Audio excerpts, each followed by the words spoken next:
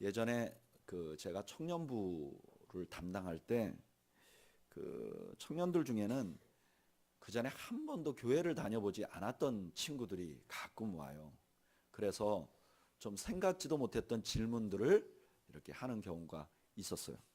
근데 어느 날 한 청년이 저한테 이렇게 물어보는 거예요.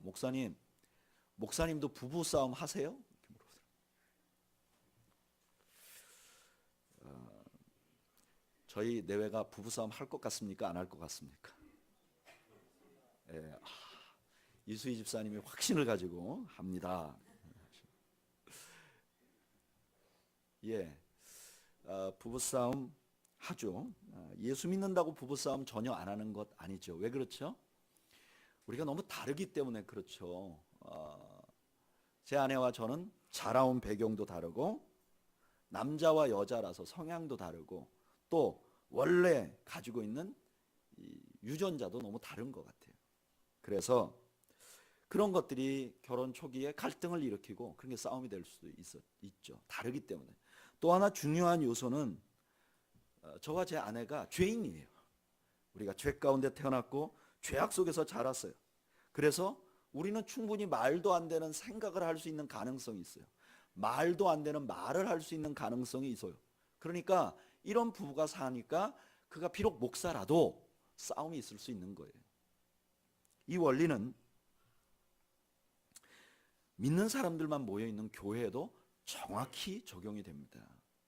교회는 믿는 사람들이 나온 곳이에요. 우리 모두가 다 예수 믿는 사람들, 거듭난 사람들이에요. 그런데 그럼에도 불구하고 교회에도 싸움을 할 수 있을까요? 없을까요? 있어요. 여러분, 싸움을 권장한다는 건 아닙니다. 싸움을 권장하는 건 아니지만 교회 믿음 있는 사람들만 있어도 우리가 분쟁이 있을 수 있어요. 왜 그렇죠? 우리가 너무 다르게 생겼기 때문에 그래요. 여기만 봐도 우리 서로 한번 얼굴 보세요. 얼마나 달라요. 여기 계신 분들 길 가다 만나면 인사도 서로 안 할 분들 많을 거예요. 이게 너무 다른 사람들이 모여 있고, 또 하나는 우리 모두가 지금 주일날 이렇게 거룩한 채 하고 앉아 있지만 우리가 죄인이에요. 우리는 뼛속 깊이 죄가 있는 죄인들이에요. 그래서 그리스도인들이 모인 교회들도 싸울 수가 있는 거예요. 오늘 우리가 살펴본 사도행전 15장에는요 교회의 싸움의 모습이 너무나 분명하게 드러나는 두 가지 사건을 담고 있어요. 1절 한번 읽어볼까요? 1절 읽어보죠. 시작. 어떤 사람들이 유대로부터 내려와서 형제들을 가르치되 너희가 모세의 법대로 할례를 받지 아니하면 능히 구원을 받지 못하리라 하니. 지금 이 장소는 안디옥이라는 지역이에요. 주로 유대인들 말고 이방인들이 믿는 교회였어요. 그런데 예루살렘에서 유대에서 신앙생활하던 유대인들 가운데 몇 명이 내려와서 이렇게 말하는 거예요. 바울과 바나바는 예수 믿으면 구원 얻는다 이러는데 이 사람들이 아니야, 할례 받아야 돼 이렇게 말하는 거예요. 그러면서 이분들의 논리는 이렇죠. 봐라, 예수님도 할례 받았지, 예수님도 할례 받는 거 반대 안 했지, 근데 너희들은 왜 할례 안 받니? 예수님 닮아야지 이렇게 말하는 거예요. 그러니까 성도들이 막 흔들리기 시작했어요. 그런데 바울과 바나바는 그게 아니라는 확신을 갖고 있어요. 구원을 얻는 것은 오직 예수 그리스도를 믿음으로만 얻는다고 확신을 가지고 있었어요. 그래서 2절 읽어볼까요? 2절 읽어보죠. 시작. 바울 및 바나바와 그들 사이에 적지 아니한 뭐가 있어요? 다툼이 있었어요. 여기 다툰다는 말은 그냥 말 언쟁한다 이런 게 아니라 데모할 때 왜 누가 깃발 들고 막 뛰어가면 뒤에서 와 하고 달려 들어가는 그런 다툼인데, 그 다툼 앞에 뭐라 그래요? 적지 아니하다. 그러니까 이게 상당히 세게 싸웠다는 거예요, 둘이. 또 하나의 싸움은 39절에 나와요. 우리 39절 말씀 한번 읽어볼까요?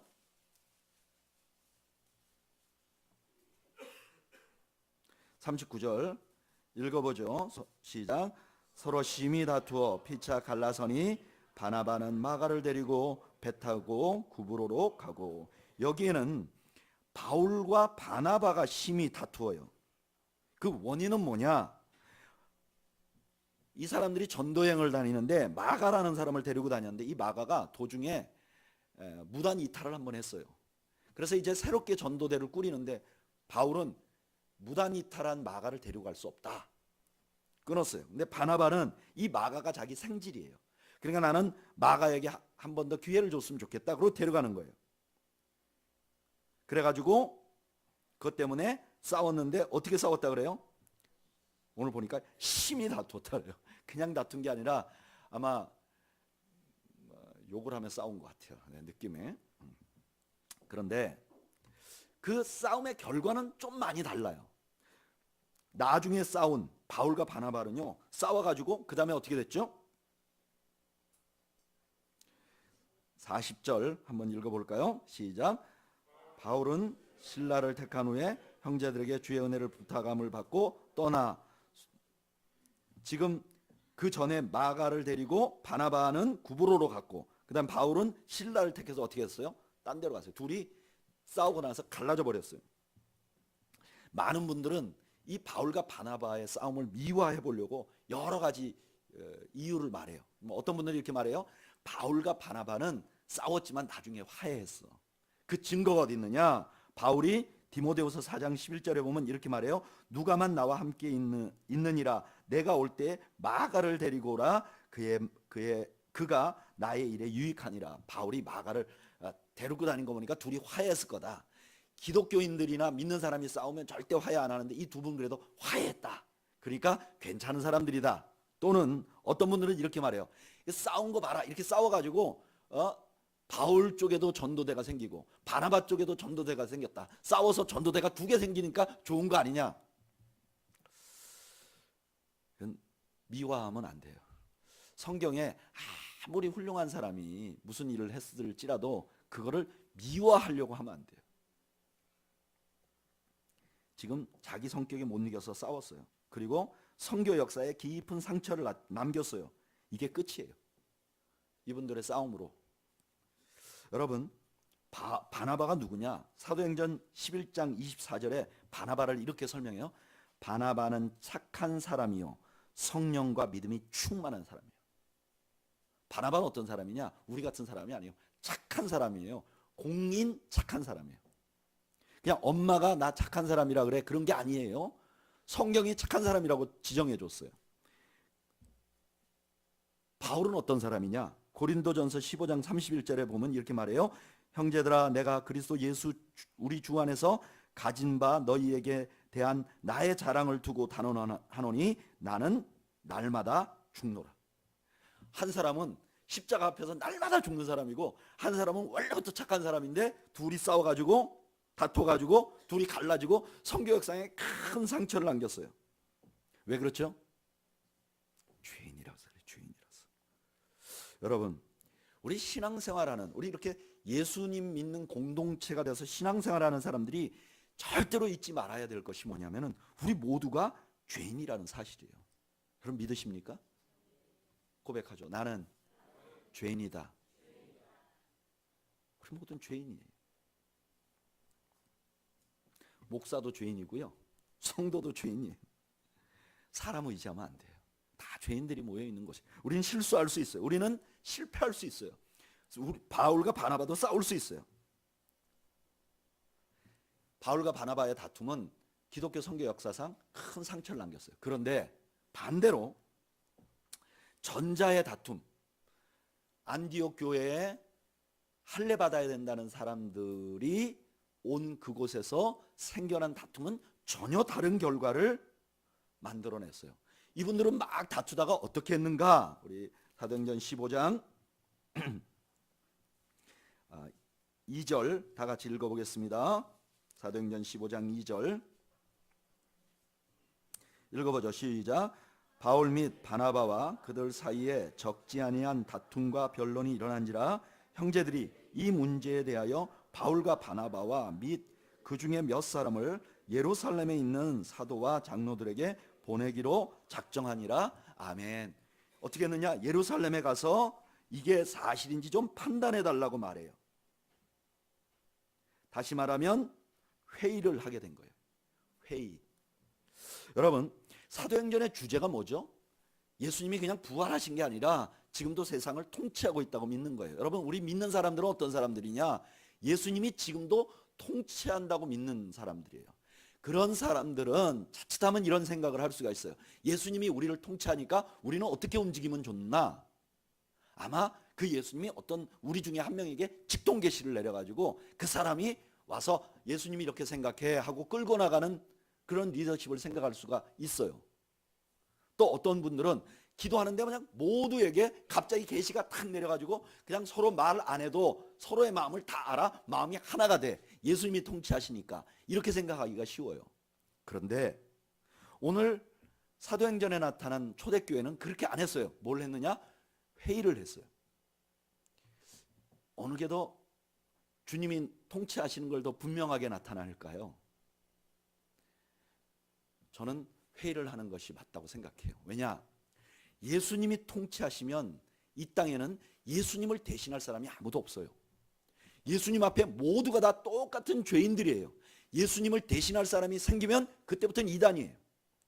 여러분, 우리 천주교회가 잘못된 게 그거예요. 예수님을 대신할 사람이 누구냐? 베드로다. 베드로의 계보를 이어서 계속해서 교회 리더가 되는 사람이 교황이다. 그래서 그 교황이 교소를 내리면 나머지는 순종하라. 아니요.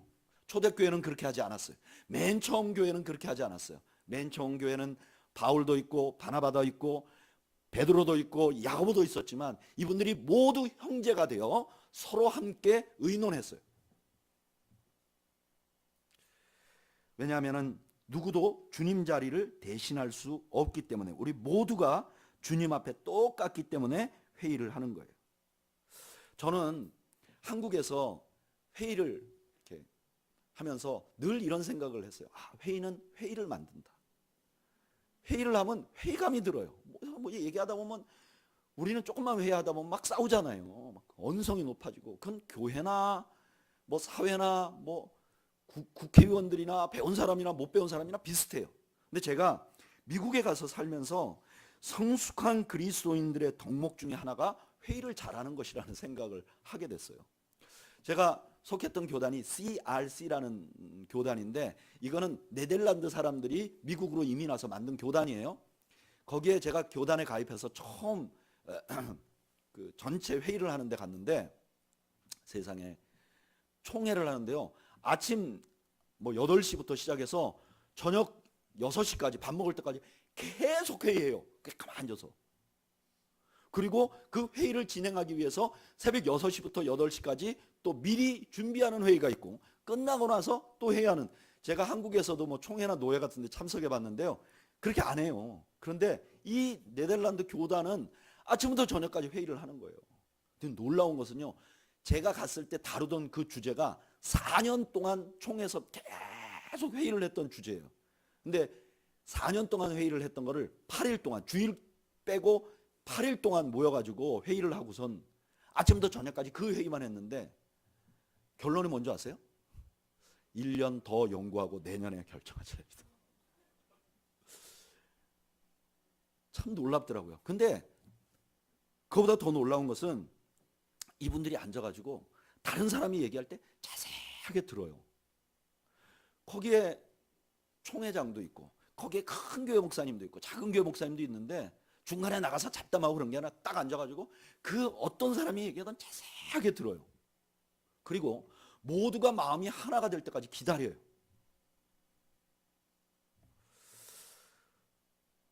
저는 그때 그걸 보면서 믿음이라는 게 이게 어디서 쉿쉿 하는 게 아니구나.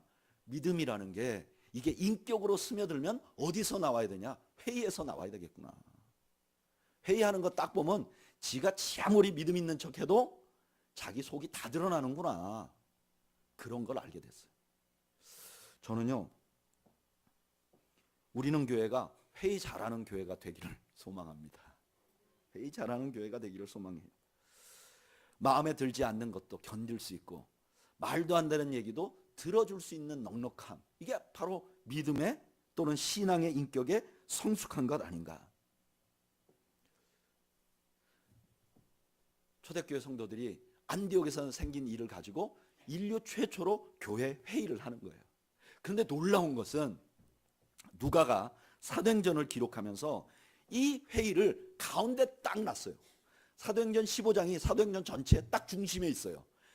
어떤 분이 이걸 그 글자 수대로 셌대요.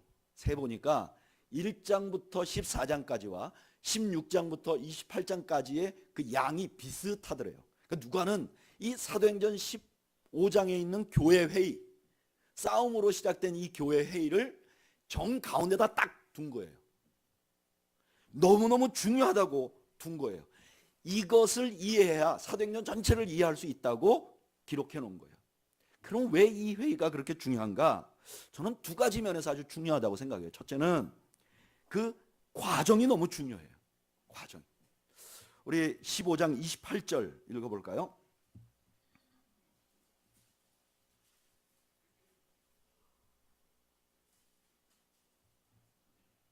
(15장 28절) 읽어보겠습니다. 시작. 성령과 우리는 이 요긴한 것들 외에 아무 짐도 너희에게 지우지 아니하는 것이 옳은 줄 알았노니. 회의를 진행했어요. 근데 회의 결과가 뭐냐? 그냥 예수 믿으면 되지 할례 받을 필요 없다. 그걸 결정했어요. 그리고 안디옥 교회, 원래 물어보던 교회에다가 이 회의 결과를 편지를 써주는데 그 내용이 뭐냐? 이렇게 말하는 거예요. 성령과 우리는.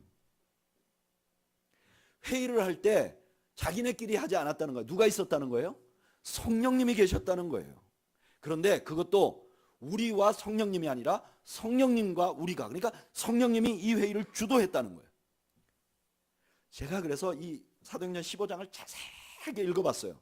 근데 아무리 읽어봐도 거기에 성령님이 뭐 했다 이런 말이 없어요. 성령님이 사람들에게 감동했다, 뭐 이끌었다 그런 말이 없어요. 그러면 왜 이 사람들이 자기들이 한 회의를 성령님이 이끌었다고 말할 수 있을까? 베드로와 야고보의 발언을 보면 아주 중요한 특징이 있어요. 7절 말씀 한번 읽어볼까요? 15장 7절 읽어보죠. 시작. 많은 변론이 있은 후에 베드로가 일어나 말하되 형제들아 너희도 알거니와 하나님이 이방인들로 내 입에서 복음의 말씀을 들어 믿게 하시려고 오래전부터 너희 가운데 나를 택하시고. 아멘. 14절 말씀 읽어볼까요? 그 다음에 14절은 야고보의 발언이에요. 읽어보죠. 시작. 하나님이 처음으로 이방인 중에서 자기 이름을 위한 백성을 취하시려고 그들을 돌보신 것을 시몬이 말하였으니. 아멘. 베드로와 야고보가 한 말을 기록해놨어요. 다른 사람 건 안 기록해놨는데. 근데 두 사람의 발언의 특징이 있어요. 그게 뭐죠? 주 내용이 누구냐면 하나님이. 그러니까 이 사람들은 회의를 하는데 그 회의의 논점이 뭐냐면은 하나님이 어떻게 생각하시는가. 성령님께 이끌리는 회의는 어떤 회의냐? 갑자기 회의하다가 우리 나같이 통성으로 기도합시다. 누구에게 감동을 주셨니? 이런 게 아니라는 거예요. 성령님이 주시는, 성령님이 이끄시는 회의는 회의하는 사람들, 발언하는 사람들, 생각하는 사람들이 다 하나님이 이걸 어떻게 볼 것인가, 하나님이 이걸 어떻게 생각하실까를 한번 생각해보고 그 관점으로 대화하는 것. 이게 바로 성령님께 이끌리는 회의가 되는 것이죠. 여러분, 회의는 우리 그리스도인들도 잘 할 수 있고 또는 믿지 않는 사람도 잘 할 수 있어요. 그런데 우리 그리스도인들이 모여서 하는 회의의 핵심은 뭐냐면은 그 가운데 성령님이 역사하시기 때문에 하나님, 우리 눈을 하나님께로 고정하도록 만들어요. 이게 바로 성령님에 이끌리는 회의를 하는 성도들의 특징이에요. 저는 우리는 교회가 그런 교회가 되기를 소망합니다. 회의를 잘 하되 이거 하나님이 원하는가? 저는 우리는 교회가 시작할 때 우리 성도들, 시작할 때부터 있었던 성도들의 공통적인 마음은 뭐냐? 이거 하나님이 원하지 않는 일을 한다 하는 것이었을 거라고 생각해요. 우리가 이제 그런 사람들이 모여서 우리가 새로운 교회, 우리는 교회를 세워나가서 지금 3년 반이 지났는데 우리가 시간이 날 때마다 지금 우리가 하는 말, 우리가 하는 행동 하나님이 보시면 어떨까? 그런 마음으로 서로 의견을 나누고 그거를 주고받고 또 그 가운데서 우리가 하나님이 우리 모두를 한 마음으로 엮는 그런 회의가 우리 가운데 일어나기를 축복합니다. 그런데 이 회의가 중요한 것은 회의 분위기가 그랬다. 회의가 성령님께 이끌렸기 때문에 그런 면도 있지만 더 중요한 것은 이 회의에서 결정된 것이 너무 중요하기 때문에 그래요. 그게 뭔가 11절 읽어보죠. 11절 말씀 다 같이 읽겠습니다. 시작. 그러나 우리는 그들이 우리와 동일하게 주 예수의 은혜로 구원받는 줄을 믿노라 하니라. 아멘. 이건 너무너무 중요해요. 이분들이 예수 믿는데 예수 믿을 때 예수님 한 분만으로 구원 얻는다고 말했어요. 그런데 유다에서 온 사람들이 말했어요. 아니야, 할례 받아야 돼. 그런데 이분들의 결정이 뭐냐?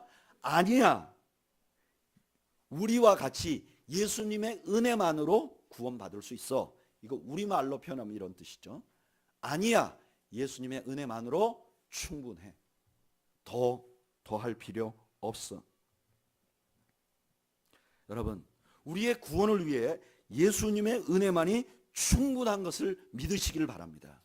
우리 온 교회가, 이 지금 있는 세계의 교회가 교회의 원조가 되는 그 예루살렘 교회에서 최초로 결정한 결정사항이 뭐냐면은 예수님의 은혜로만 충분하다는 거예요. 예수님이 주시는 은혜로만 우리가 구원 얻기에 충분하다는 거예요. 이건 너무너무 중요해요. 왜냐하면은 많은 목사님들이 설교할 때 자꾸 삶을 강조해요. 어떤 분들은 죄된 삶을 끊어라고 말해요. 어떤 분들은 성실하게 기도 생활하고 성경 묵상하고 종교 생활을 하라고 말해요. 어떤 분들은 사회에서 정직하고 성실하게 살고 용서해 가면서 살라고 말해요. 저 같은 목사는 너가 죽어야 된다고 계속 얘기해요. 이런 설교를 자꾸 들으면 우리 마음이 좀 불안해져요. 그래서 죄를 계속 지으면 지옥 갈 것 같아. 주의를 자꾸 빼먹으면 지옥 갈 것 같아. 자아가 펄펄 살아있는 나는 천국 못 갈 것 같은 불안감이 생기는 거예요. 그래서 내가 뭔가를 해야 되지 않을까 하는 생각을 하게 되는 경우가 종종 있어요. 이런 그리스도인들의 모습을 아주 잘 그려준 옛날 이야기가 하나 있어요. 우리는 교회 성도들은 한 번쯤 들어봤을지도 모르겠어요. 어떤 색시가 시집을 가는 거예요. 근데 보통 색시가 시집을 처음 가잖아요. 그러니까 처음 가는데 시집을 가면서 처음 해보는 것 중에 하나가 뭐냐면 가마를 타는 거예요.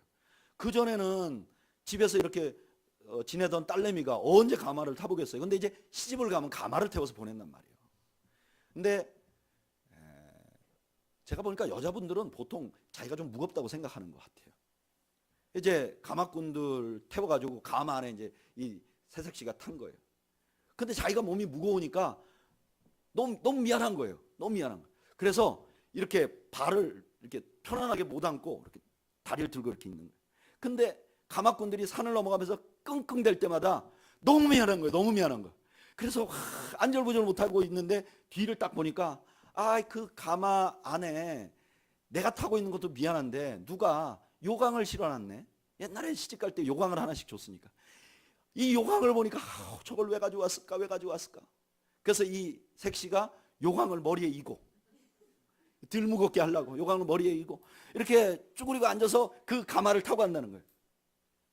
여러분, 요강을 머리에 인다고 무게가 가벼워지는 거 아니죠. 그런데 우리가 신앙생활을 그렇게 안절부절하게 한다는 거예요.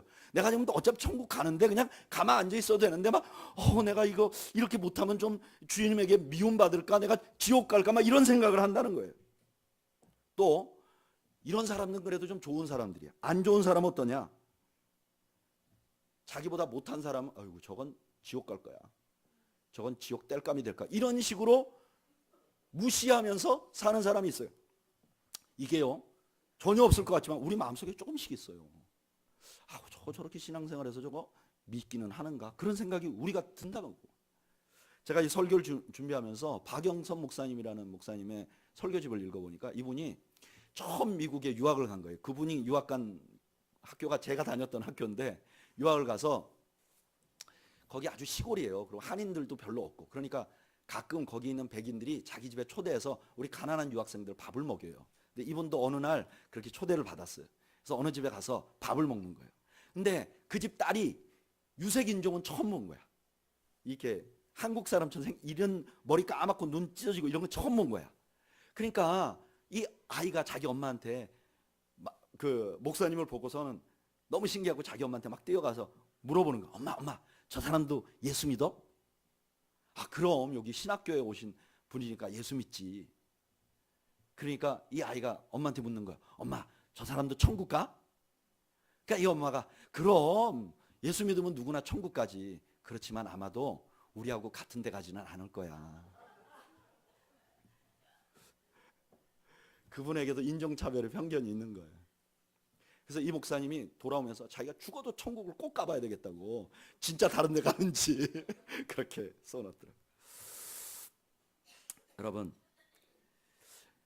우리 목사님들이 삶에 대해서 강조하는 것은 그렇게 해서 구원을 얻기 때문에 그런 게 아니죠.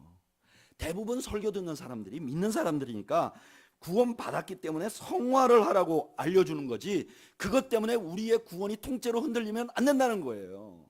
우리는 그냥 예수님 믿은 것으로 충분해요. 우리는 예수 믿은 것으로 구원받고 그 예수님의 구원의 은혜로 충분하다는 거예요. 여러분, 내가 죄를 지금 짓고 있는데 그만 하필이면 내가 막 내 아이들한테 화를 내거나 아니면 내가 일을 하면서 그만 사기를 치고 있는 바로 그때 예수님 재림하셨어요. 그럼 천국 갈까요, 못 갈까요? 제가 이게 너무 극단적인 얘기를 드린 것 같은데, 왜냐하면 제가 그렇게 생각했었어요. 어렸을 때 예수님이 재림하신다는데 내가 상태가 좋을 때 했으면 좋겠다. 내가 상태가 안 좋을 때 예수님 재림하시면 이건 진짜 낭패다, 그런 생각을 제가 했댔어요. 그런데 여러분, 예수님의 은혜는요, 우리가 과거에 지은 죄와 현재 짓고 있는 죄와 미래에 지을 죄까지 다 용서하실 만큼 충분해요. 자아가 펄펄 살아있으면 구원 받을 수 있을까요, 없을까요? 그렇게 믿고 싶죠. 그런데 사실이에요. 자아가 아직 펄펄 살아있어도 구원받죠. 대대로 믿어온 10대 이상 믿어온 백인들뿐만 아니라 작년에 예수 믿는다고 말한 우리 동네 옆집 아저씨도 동일하게 구원을 얻는 거예요. 왜냐하면 주님의 은혜는 우리가 구원 얻기에 너무너무 넉넉하기 때문에 그래요. 저를 따라하시죠. 주님의 은혜는 우리가 구원 얻기에 넉넉하다 뿐만 아니라요, 이 주님의 은혜는 우리가 구원 얻는 데 넉넉할 뿐만 아니라 우리를 성숙시키는 데도 넉넉해요. 우리 사도행전 20장 32절 읽어볼까요?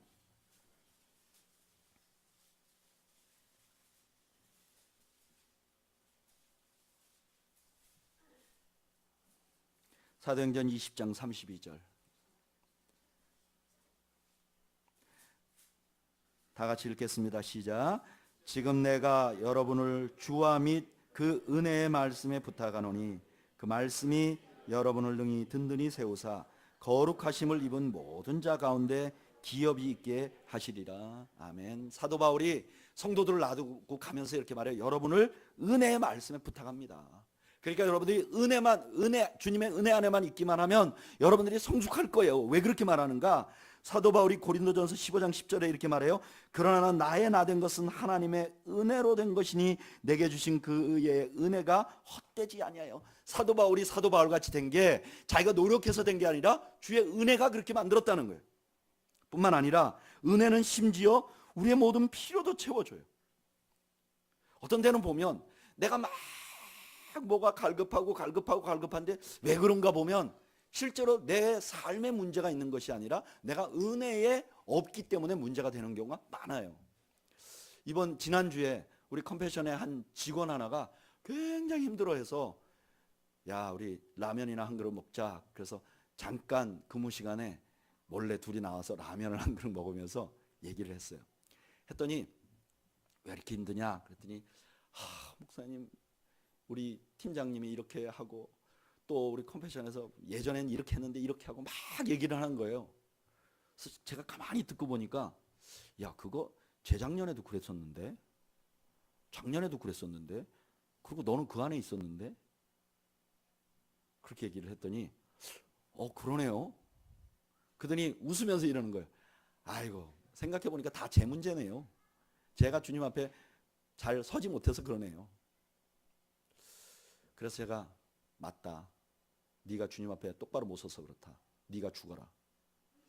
그렇게 말하고 집에 갔는데 너무 미안한 거예요. 그래서 제가 어저께 토요일 날 카톡으로 길게 보냈어요. 내가 요즘에 은혜의 말을 못하는 것 같다. 나도 주님의 은혜에 젖어 있지 못하는 것 같다. 너무 미안하다. 그래서 저도 그 친구 같은 은혜가 떨어지니까 자기 삶의 현장이 너무 퍽퍽해 보이는 거예요. 은혜가 떨어지니까 나오는 말이 부드러운 말이 아니라 강력한 말이 나가는 거예요. 어떻게 보면 이 은혜가 우리의 삶의 부족도 다 채워주는 것 같아요. 근데 그 은혜가 뭐길래 이런 역할을 하는가? 그 은혜의 본질이 뭔가? 로마서 3장 24절이 알려줘요. 한번 찾아볼까요? 로마서 3장 24절.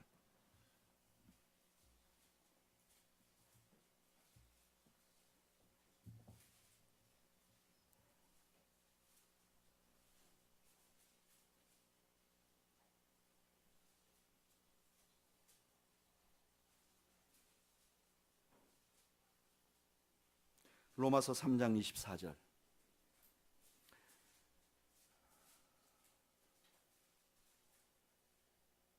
다 같이 읽어보겠습니다. 시작. 그리스도 안에 있는 속량으로 말미암아 하나님의 은혜로 값없이 의롭다 하심을 얻은 자가 되었느니라. 아멘. 하나님의 은혜로 우리가 값없이 의롭다 하심을 얻었어요. 하나님의 은혜는 우리를 값없이 의롭다 할 만큼 넉넉해요. 그런데 그 하나님의 은혜의 핵심은 뭐냐? 예수 그리스도 안에 있는 속량, 다시 말하면 십자가예요. 십자가는 우리의 구원을 위해 충분해요. 우리가 아무리 죄에 빠지고 아무리 우리의 삶이 부족하다 하더라도 십자가 앞에 서면 우리는 다시 구원의 확신을 가질 수 있어요. 예수님이 그렇게 십자가에서 죽으셨는데 내가 버려질 수 없어요. 뿐만 아니라 십자가는 우리의 은혜를 위해서 충분해요. 내가 왜 이렇게 성숙하지 못하는가? 내가 왜 수십 년 신앙생활 했는데 왜 제자리 걸음 같은가? 우리가 주님의 십자가 앞에 서지 않기 때문에 그래요. 내가 그려놓은 종교생활을 앞으로 날마다 가고 내가 그려놓은 예수님 앞으로 자꾸 가기 때문에 그래요. 내가 예수님의 십자가 앞에 가면 나의 삶이 변화되지 않을 수가 없어요. 내가 죄 가운데 있을 때 내가 십자가에 가면 그 죄에 머물러 있을 수가 없어요. 내가 불만스러운 상황에 있을 때 십자가 앞에 서면 내가 계속 불만스러울 수가 없어요.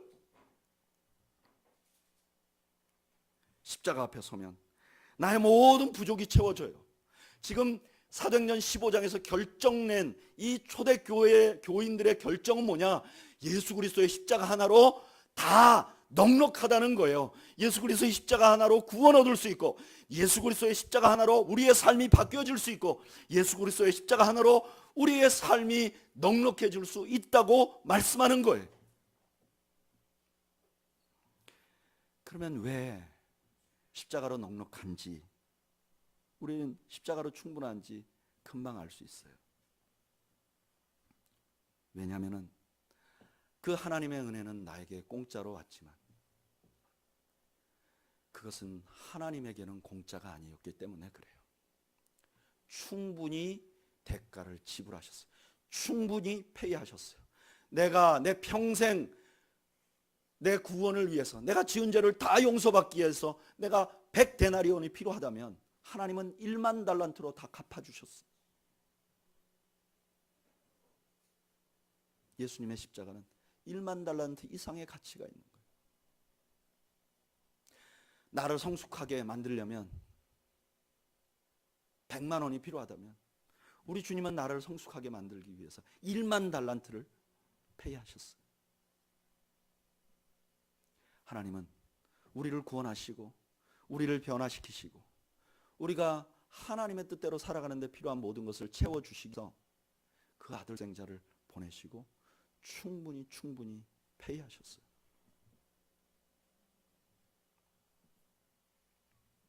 그래서 십자가 앞에 서면 다 하나님이 채워주시고 하나님이 다 대가를 치르셨기 때문에 우리가 구원의 은혜를 누릴 수 있게 되는 것이죠. 사랑하는 여러분, 저를 따라하죠. 십자가로 충분합니다. 저는 여러분들이 십자가로 충분한 여러분들이 되시기를 축복해요.